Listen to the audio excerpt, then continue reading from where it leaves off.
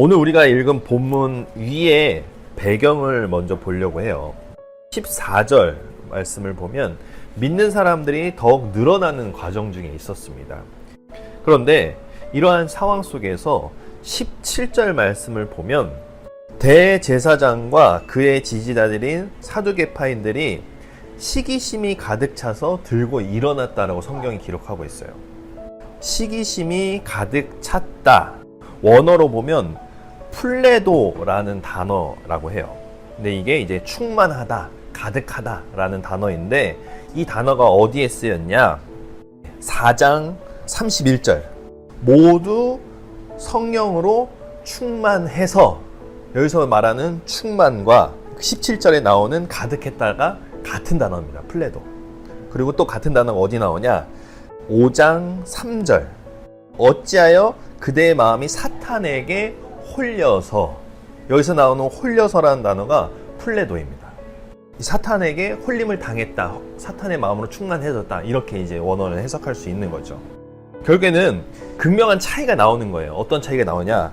이 믿는 자는 무엇으로 충만했냐? 바로 성령으로 충만했다라고 하지만 믿지 않는 자들, 아나니아 같은 경우는 사탄에게 홀렸다.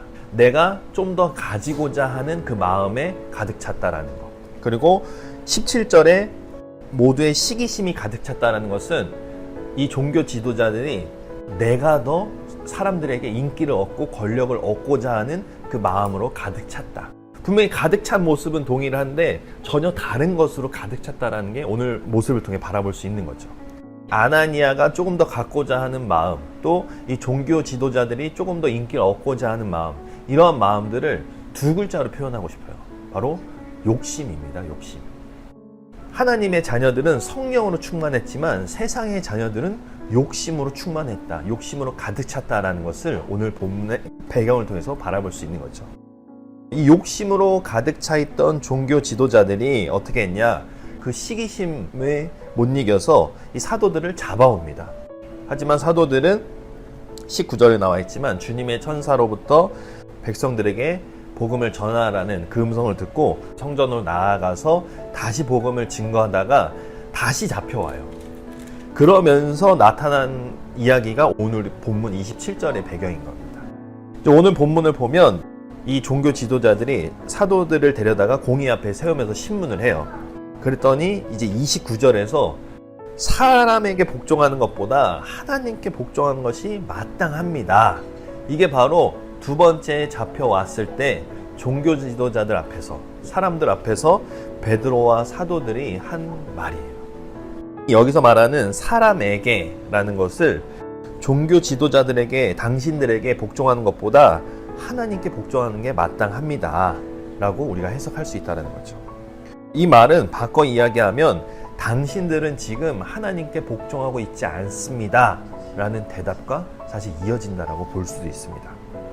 베드로가 종교 지도자들임에도 그들을 따르지 않고 그들에게 반기를 들었던 가장 큰 이유 중에 하나는 우리가 앞서 살펴봤던 그들의 마음속에 가득한 거. 뭐가 가득하다고 했죠? 욕심, 시기심. 그 욕심이 가득 찬 모습을 이 베드로와 믿는 자들이 따를 수가 없다라는 겁니다. 종교 지도자들이 권력의 혈안이 돼서 베드로와 사도들을 끌고 오고 잡은 이유도 권력을 갖기 위해서지만 37절, 38절을 보면 결국에는 사도들을 풀어줘요. 풀어준 이유도 뭐냐? 사람들에게 인기가 없어질까봐, 권력을 얻고자, 욕심을 채우고자 하는 목적이었다. 그러니까 그러한 모습을 보면서 이 베드로와 사도들은 분명히 한 겁니다. 당신들이 종교의 지도자들이지만 우리는 당신들에게 복종할 수 없습니다. 왜? 당신들의 목적은 하나님께 있는 것이 아니라 당신들 자신에게 있기 때문에, 자신들의 욕심을 채우고자 하는 것들이 있기 때문에 따를 수 없습니다 라고 분명히 이야기했다라는 거죠. 하나님께 복종한다는 것은 다른 의미가 아니라 세상에 복종하지 않고 하나님을 쫓는 것이 바로 하나님께 복종하는 삶의 모습이다라는 것을 분명하게 알 수 있다는 거죠. 그러면서 32절을 보면 이렇게 복종하는 자들에게 하나님께서는 무엇을 주신다? 성령을 주신다라고 이야기를 하고 이제 이 베드로를 풀어주면서 이야기가 끝나게 됩니다. 오늘 이 본문을 통해서 두 가지 정도를 기억을 했으면 좋겠다는 생각을 해봐요. 첫 번째는 뭐냐면 하나님의 아들로 살아가는 우리는 하나님께 순종하는 것이 마땅하다는 겁니다. 여기서 마땅하다는 것은 필연적이라는 거예요.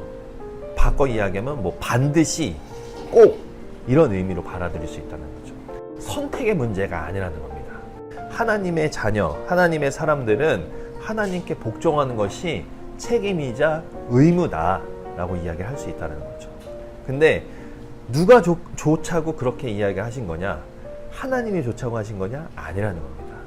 하나님께 복종하는 삶이 나에게 좋기 때문에, 나에게 유익하기 때문에 이 말씀을 주셨다는 거예요. 오늘 본문을 빌어본다면 하나님께 복종하지 않으면 어떻게 되냐? 욕심에, 그리고 그러한 시기심에, 또 더 갖고자 하는 그런 마음에 우리가 지배를 받게 된다라는 겁니다. 아니면 그러한 욕심을 가지고 있는 지도자들에게 지배를 받게 된다라는 겁니다. 그러한 삶을 살아가는 것이 행복할까? 저는 불행할 수밖에 없다고 생각해요. 왜? 욕심이 우리를 지배하는 순간 우리는 늘 갈급해요. 더 갖기를 원하고, 더 높은 자리를 원하고, 항상 갈급하고 불행할 수밖에 없습니다.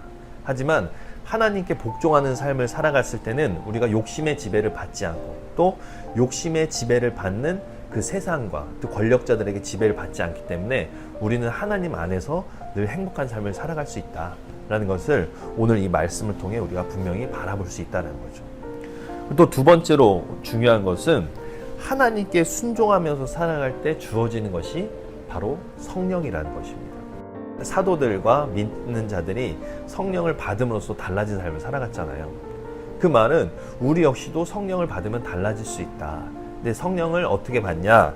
바로 하나님께 복종하는 자에게 주어지는 것이 성령이라고 성경은 기록하고 있습니다. 그러한 성령을 받았을 때 계속해서 베드로가 말씀대로 살아가는 모습을 보이게 됩니다. 저는 그 원동력이 성령에 있었다고 봐요. 성령이라는 것은 깨달아 알게 해주시는 영이기도 하지만 그 성령을 통하여서 우리가 받은 말씀대로 살아갈 수 있는 힘과 용기를 얻게 된다는 거죠. 그럼 바꿔서 이야기하면 우리가 하나님의 말씀대로 살아가기 위해서는 성령 없이는 아무것도 할 수 없다는 것이 오늘 말씀을 통해 더 분명해진다는 겁니다.